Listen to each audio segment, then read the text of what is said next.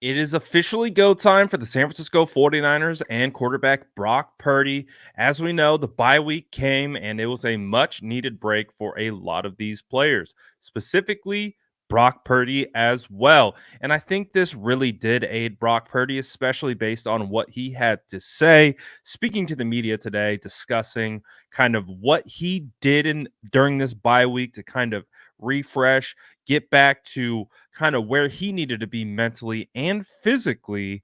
And he had some pretty interesting things to say. Take a listen to what Brock Purdy had to say, and we're going to react to what he had to say on the other side.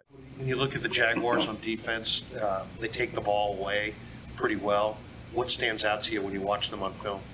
Yeah, they're sound. They just do a good job, obviously, of creating turnovers. They do a good job within their pass rush, and then sort of forcing the quarterbacks to put the ball up in the air. It seems like there's like space and stuff on film, but they're good at making you think that, and then in reality, it's tight window throws and tip balls, and then that's where you see the interceptions and stuff from the year. So they're really good at it. So that's what I see so far. Oftentimes you don't hesitate. You anticipate and just throw to a spot. I don't think all of those recent interceptions have been a result of those type of plays. But does it make you in any way mentally a little more hesitant or anything, or do you have to guard against interceptions make you more hesitant and not just ripping it like you did? Yeah, no, there's a fine line of being aggressive, anticipating a throw, anticipating a window, and then being able to hold it back and being smart with the ball. So that's stuff that I've had to be real with myself with the last couple of weeks, just watching the games and stuff. I'm an aggressive kind of quarterback in terms of like anticipation, and where my guys are supposed to be. I trust them and I let it rip. But there's times where I got to be smart with it and be willing to take the check down, and depending on the point in the game and where we're at, the scenario, the situation, all that comes into play. So I have to be better at that for sure. So yeah. The time of the game, Brock, do you feel like, in looking back at some of those, when those have happened, that you were pressing a little bit, or is it just kind of happenstance that's when those interceptions happen? Honestly, I think it sort of just happened. I'd say the Minnesota, the last one, that was, sort of pressing. Like we needed it. We needed a big play. So that was that. But outside of that, I was just being aggressive regardless. Like this last game with the second interception, especially to BA. Just being aggressive, not thinking that backer's going to be in that window, and sure enough, he was. So it's like being smart in those situations. But do we get to a point in the game and I start thinking or pressing? No. Just be smart. Fourth quarter comes around. You got to be smart with the ball regardless, no matter what the situation is in that point in the game. But yeah. How big a deal is it for you to get Debo and potentially Trent back this week? Yeah, it's huge. Obviously, you get the ball into Debo's hands, and he can do some crazy stuff and help our team out big time. So to have Debo back will be huge. Trent as well. Like that's going to be awesome to have him and his experience, his leadership, and sort of just help out with everything, run game, pass game. Like that's Trent's the best of the best. So have two of those guys back and give a spark and bring that energy to our offense. It's huge. So yeah. And Steve Wilkes talked about the increased energy this week. Did you feel that in practice? I know it was a light practice the last couple of days, but yeah, that first bonus practice that we had, that was huge. You could just feel everyone excited to get back, getting to the swing of things and get back into the groove. And then yesterday, I feel like we had a really good practice, just guys flying around and like I said, hungry to get on and move on from the last 2 weeks and ready to play a game again. So we're all excited for it. What does this game mean to you given what's going on the last few weeks here?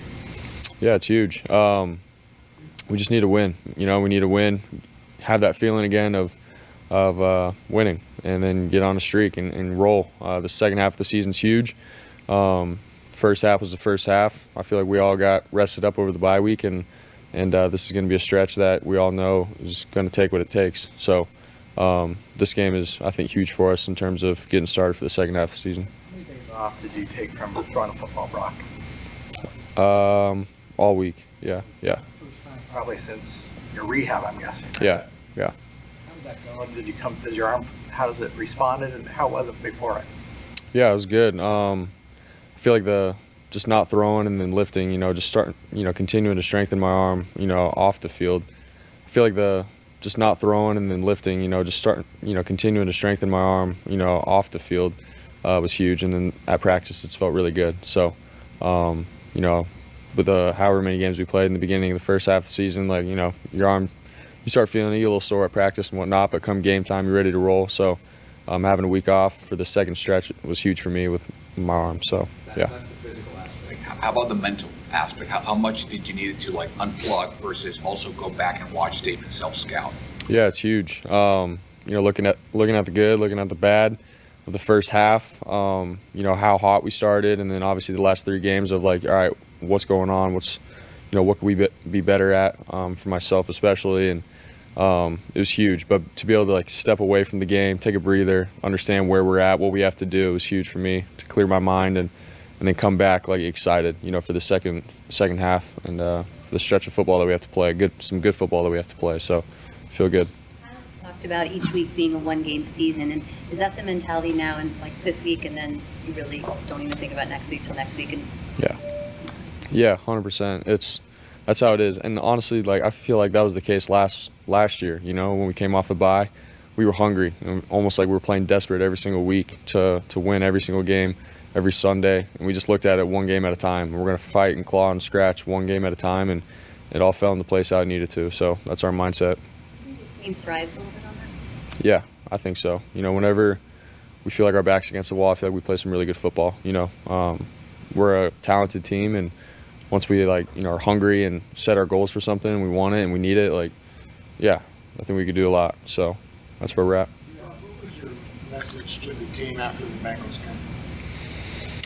Yeah, just owning up to turning the ball over. How hard everyone puts their time and effort into this whole thing. The organization, the coaches, the players, everyone plays hard. There's no question, no doubt about that. So I just wanted the team to know and hear from my own mouth, face to face, like I got to be better. I own up to the mistakes that I made, and certain points in the game I have to be smart with the ball. The quarterback is one of the most trusted guys in the organization because we get the ball in our hands every play to make a decision. So just owning up to that and understanding that I have to be better. So just telling the guys that. It just came from the heart, and that was it. Brock, how do you spend your bye week, and how do you hit a reset? Did it help you hit the reset for the rest of the year?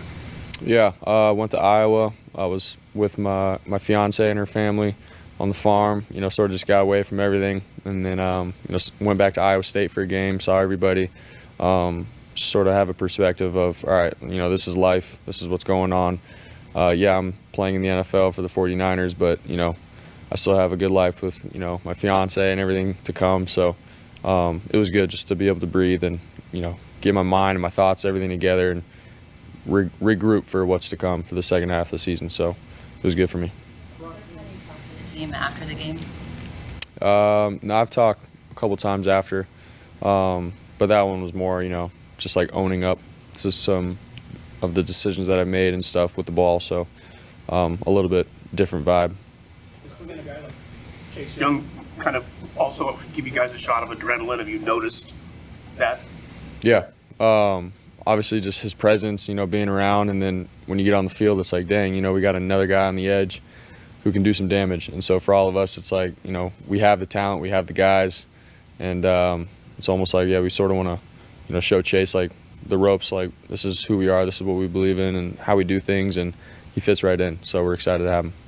Who do you reach out? Last one, guys, on this 3-game losing stretch. Who did you reach out to for advice? Did guys like Joe and Steve reach out to you? For this, it's really just been the guys in this building. For the most part, I'd say. It's tough when you're on the outside, like looking in. Just because like we all can relate within the building.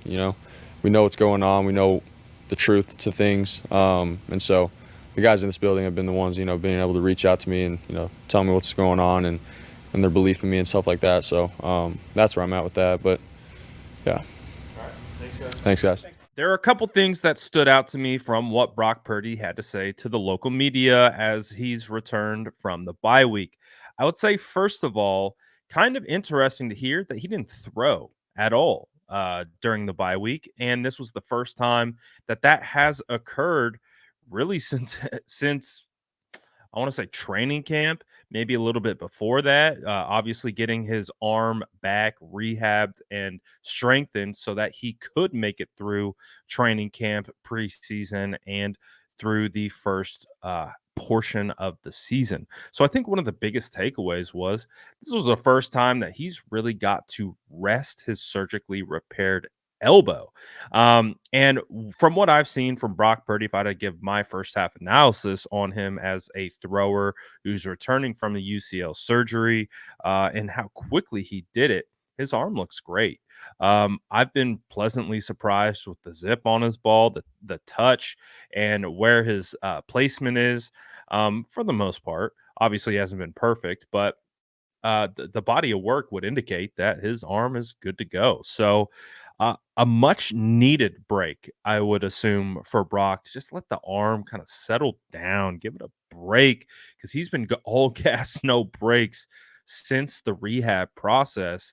And so I would say that probably helps him a little bit, kind of just let the thing rest and recoup and see how his arm's going to be back when he returns.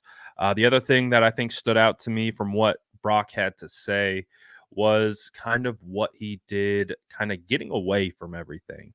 I think as fans, and I talk with fans all the time for years now, so I have a pretty solid understanding, I think, of how fans rationalize certain things.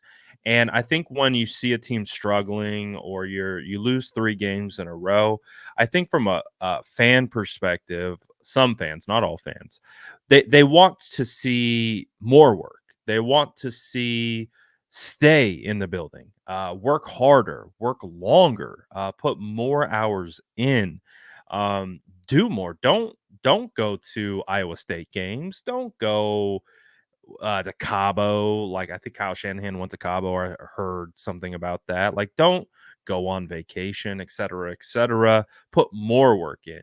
And I think it's like I've had to remind fans sometimes this is a job for them. Like this is how they earn their livelihood, they provide for their families. This is work. Like it's a grind. And when you have an opportunity to step away, take it. Take advantage of clearing your mind. This is a this is probably one of the most high pressure professions in existence because all eyes are on you. You're constantly being critiqued. You're constantly being picked apart. Every mistake is amplified.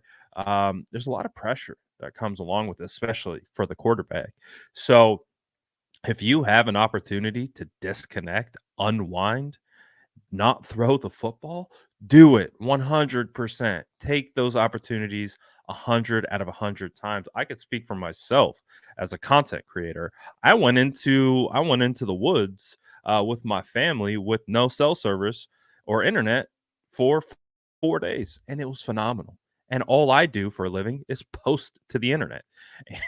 So, like the second I had the opportunity to kind of get away, I took it because I needed an opportunity to refresh, kind of energize myself and get ready for this big second half push that we got coming on. So I love that Brock Purdy took time for himself, spent time with his family, went back to his alma mater, and kind of like refocused himself. And I think the last thing that I think continued to stand out is we did hear rumblings of like a team meeting that occurred that just to kind of talk about everything that's been going on, the 3 game losing streak, and it sounds like Brock Purdy felt the need to stand up in front of his team and put the responsibility on himself. As we know, in the last 2 games, Brock Purdy has had some uncharacteristic turnovers at the end of games, which has kind of stopped them from ultimately winning those games.